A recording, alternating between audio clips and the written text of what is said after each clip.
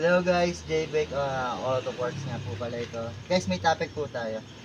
Okay, pag nagpapalit po kayo guys ng ilaw nito, halimbawa katulad ng mga ganito, nagpalit ka, tapos hindi siya gumana, pagbaliktarin nyo lang po.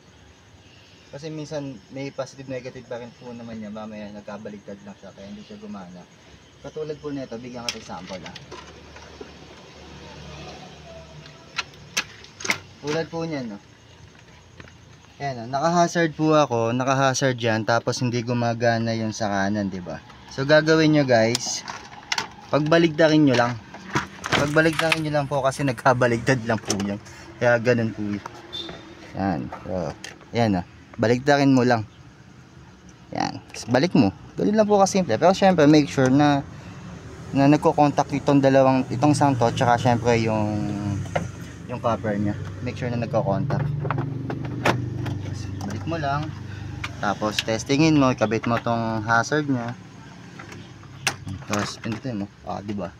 Gumana na po siya. Kasi minsan guys, yung nagpapalit ng mga ganito, nagkakabaligtad lang po sila. Eh sayang naman kung hindi mapapagana. Yan. Yung mga ginawa nyo pong ganyan, hindi gumana yung ilaw, baligtarin nyo lang po gagana. Thank you guys.